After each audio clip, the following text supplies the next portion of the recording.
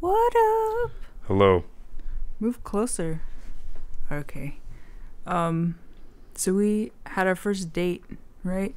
Is it our first date? We've been married 9 years, right? We just never called anything we've done before a date. I guess we haven't been evolved, conscious, forward thinking. So now we're doing date night. Moving on up? Yes. We're doing date night. And we just had our first date night. Give me your honest opinion.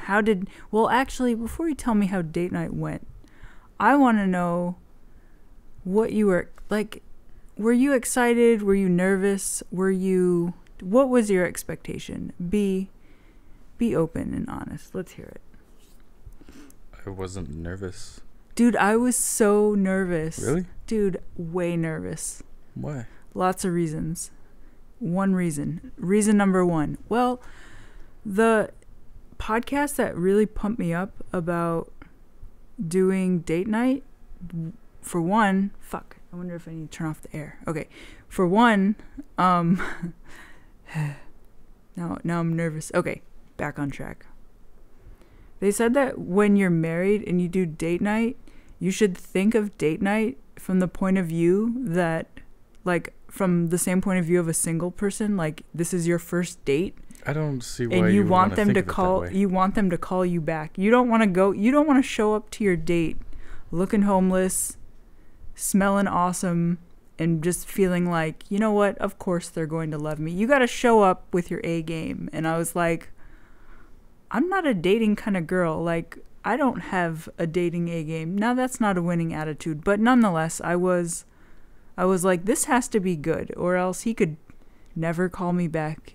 Like, as we drive home together and lock the door and climb into the same bed. I don't know. I was just like I was taking it extremely seriously, to the max, ultra extreme. It was like an extreme sport. But you weren't nervous. You're just a fucking confident person. Well, congratulations to you. I mean, it's just a reason to spend time together and feel like our relationship is important. Okay. Well, so I asked Instagram, like, hey, what's a good idea for a date night, right? Mm-hmm. Dude, people were fucking bringing the noise. You had a wealth of ideas. Yeah, and we went through them as a team, right? Actually, it was you. I was doing dishes. I was like, hey, write some shit down. I was like, go through this list and whatever you want to do, because I will do anything. Like, there's nothing you could name. The lamer, the better. You know what I mean? Like, if you name some lame-ass shit. Like laser tag. Came up more than once. Did it? I thought. I think I named it back. Okay. I think the second time was me. I thought I heard it more than once. Dude, I will do anything. If the worst, the best, just whatever you name, I'm game. This is 2019. What I'm saying yes to life. Okay. So YOLO. Yeah, YOLO. Yeah, you only live once. So we wrote down like 30 something ideas, and then one of the ideas, and I already said this on Instagram, so I guess this is not like some shocking news. Whose idea was it for Mad Libs? Was that yours or was that mine? I think that was my idea. I think that was your idea. I think I had the idea, like, what if we wrote like a silly story together? I think that was my idea. Yeah, and I think that's where I got the Mad Lib idea. Which makes more sense because, really. Okay, so.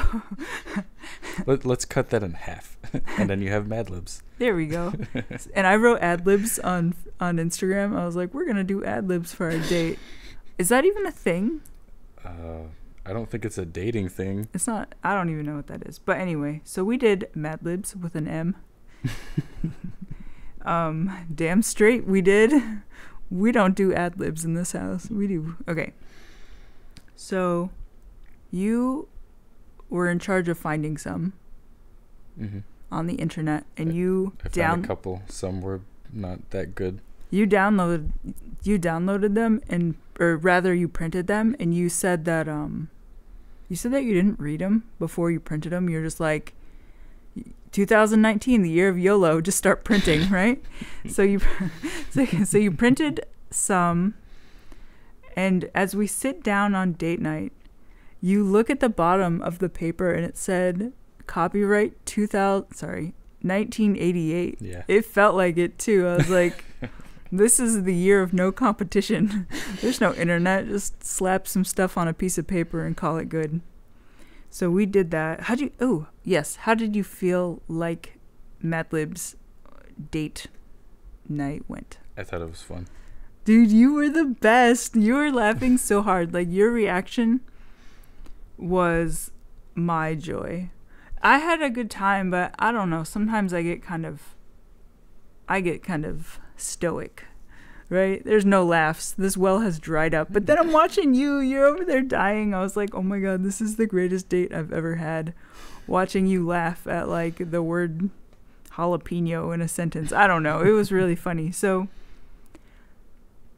it was a successful first date. Now, all that is to say that I don't think anyone gives a damn about our date, but I do think they give a damn about us reading one of our Mad Libs, right? Don't you feel like people need to hear this? Need to hear our genius? Need to hear our romance and passion? Apparently they do. So I think you should read this because my reading skills, not A+. I think your reading skills might be better than mine. Dude, no. You say that. No. Okay. So, and we haven't read this since the date, so I'm pumped to see if this is still hilarious or if we're going to disappoint all of us, every single last one of us. Here you go. Take this piece of paper. Know that. Okay. First, wait. No. So you printed out a few from the internet, right? 1988, as we already said. Yes. And then we were like, man, these are kind of lame, right? Yeah, there's a lot of crap. So then what was your solution? I went on Wikipedia, I copied some paragraphs, and I made my own Mad Libs. Off of facts from the internet. That is some hardcore stuff. I was sitting there dazzled. I was like, dude, you do it all in life. You do it all. You have all the skills. You're sitting here making a Mad Lib. You, like, build instruments and, you know, like the wooden spoon I have in all my photos. Like, you made that. You inlaid a gem set. Like, you're just a talented man. And then on top of all that, you save the day with creating a Mad Lib. Okay, enough talking. Okay, so first let's talk a little more. Okay. So these were my answers. This is my genius. So if you're gonna judge anyone, judge me. All right. Ooh, I'm gonna wet my whistle too.